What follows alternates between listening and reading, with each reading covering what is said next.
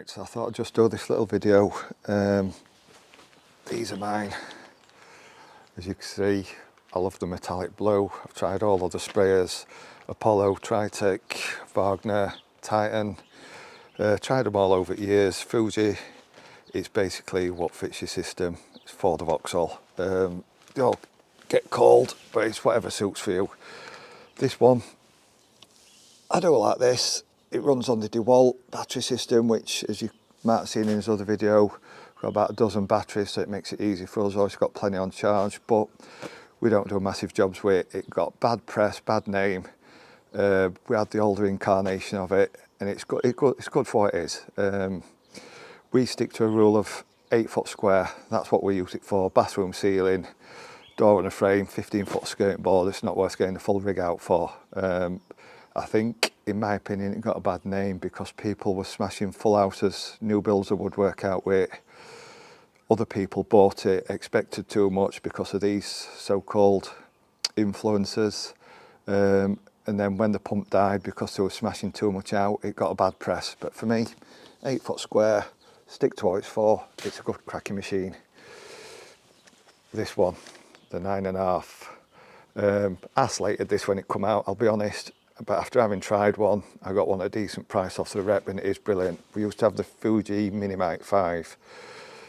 Basically a bit smaller than that was a Fuji, and we had the remote control socket to turn it on and off. This one, it's got the smart stop, or just full run. We leave it running with the air turned off on the hose for 5 minutes to warm it up before we use it, warm the hose. But once it's on smart stop, it'll turn off after 5 minutes. Not 5 minutes, sorry, it'll turn off shortly after you let go of trigger. And you just haven't got the constant airplane drone all day. The gun, it basically runs on a liner system like the PPS.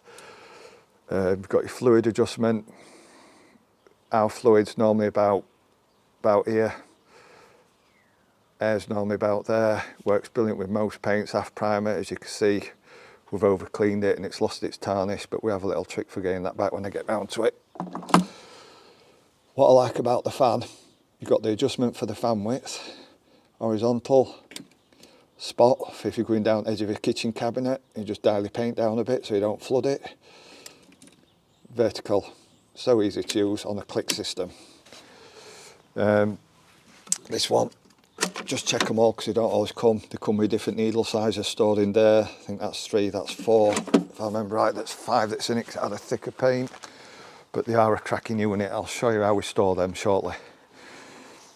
GX21FF. This is a spray direct one with a direct feed hopper. Basically mounts on there. We did have it on the bracket with a hose round, but we found you had to rock it like that forward to get the paint to ground the hose, especially if it was a thick paint, to get it to prime. I Frankenstein this one to make it what I call my domestic goddess. Carry it onto a job, 240 volt, plug it in, no transformer needed, domestic ceilings. Got the Sprayman filter on it there. For me it works brilliant when you're doing emulsions because the tiny filter that you get in here, that a lot of the reps tell you to take it out, for me you're risking putting bits of paint in because some of the paints are full of bits. But the tiny filter, it sometimes feels like it was choking and won't keep up. So we swapped it out for that. Ain't the cheapest, but it does the job. My only problem is, see if I could take it off without stuff running all over. Which Sprayman, it'd be nice if we could do something different. It's the old industrial, well not the old, but the industrial style filters. I would rather, for me, it'd be nice if it had the easy out ones, then you could just me being pure frugal, you can buy that, use it from the other rigs without having to buy all different filters. I'll just put that back on because I'll get to the next job and forget that it's not on. The gun, 6-inch extension with clean shocks, again, reaches most ceilings. The gun we've got on it, I don't like the one that comes with it. This is my preference. The little contractor, brilliant for tight spaces and domestics, cupboards, bits of furniture. The whip hose on it, that is something else.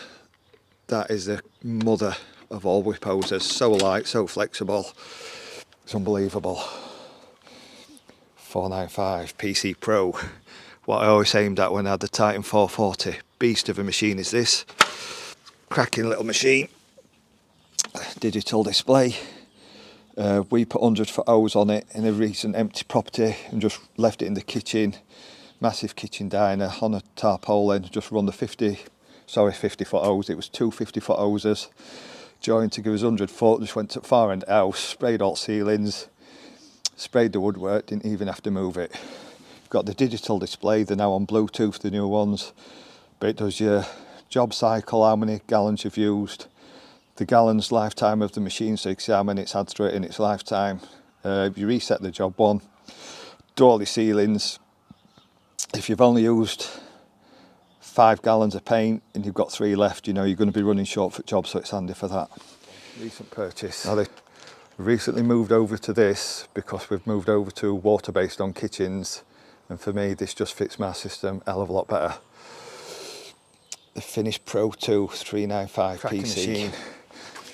Air assisted. You've got airless air, so you can go in, do your ceilings in airless, crack it onto air assisted, do your woodwork. We use it for kitchens. You've got your compressor. You don't get the constant running noise with Frankenstein.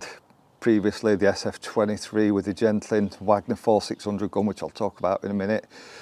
Whilst it's brilliant, it's a lot of stuff to carry about, but the diaphragm pumps are constantly running, being noisy, the compressors are constantly running, and you're carrying various stuff about. Like I say, we've had the Wagner gun, brilliant gun, but I prefer this. Oops, bit left in it. That is a cracking gun. So easy to use, never use the rack X tips on it, just the flat ones. Learned to use it through a good friend of mine.